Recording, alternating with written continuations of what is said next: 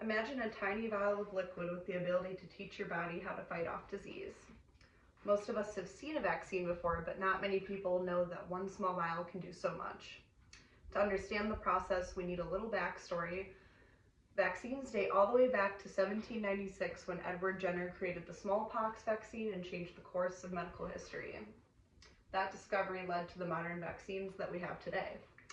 Today I will explain how vaccines are made in three main stages: research, testing, and manufacturing. First, the process begins with research and development. When scientists discover a new illness, one of the first things they do is study the virus or bacteria responsible for it. They'll look at how it spreads, how it affects the body, and what part of the immune system responds to it.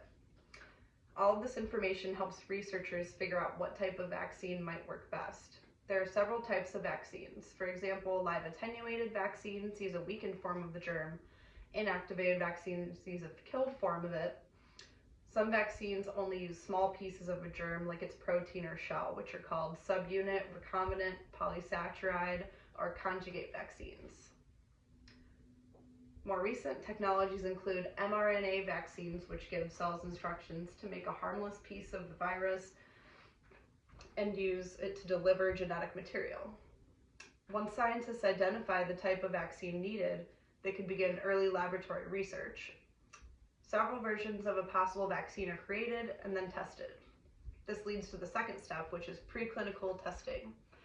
Before a vaccine can be tested on humans, it must be tested on small animals such as mice or rabbits.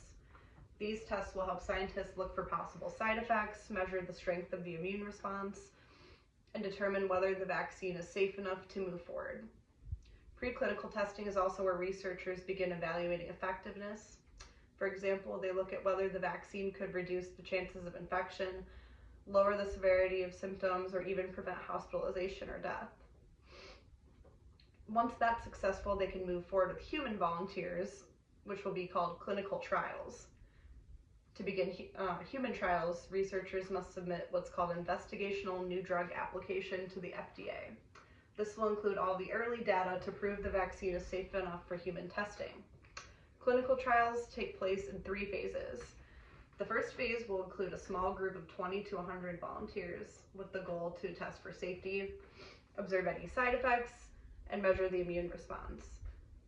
If it's successful, they can move forward to phase 2, which is 100 to 300 people. Then they will look at those same things over again and learn more about side effects and risks.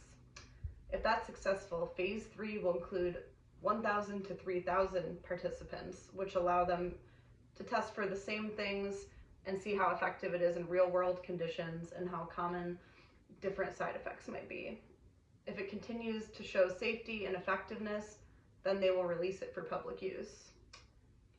Vaccines undergo extensive research, testing, and evaluation long before they ever reach the public. The dedication of scientists, researchers, and doctors plays a crucial role in protecting public health. By understanding how vaccines are made, we can better appreciate the incredible amount of work that goes into creating the vials that keep us safe from disease.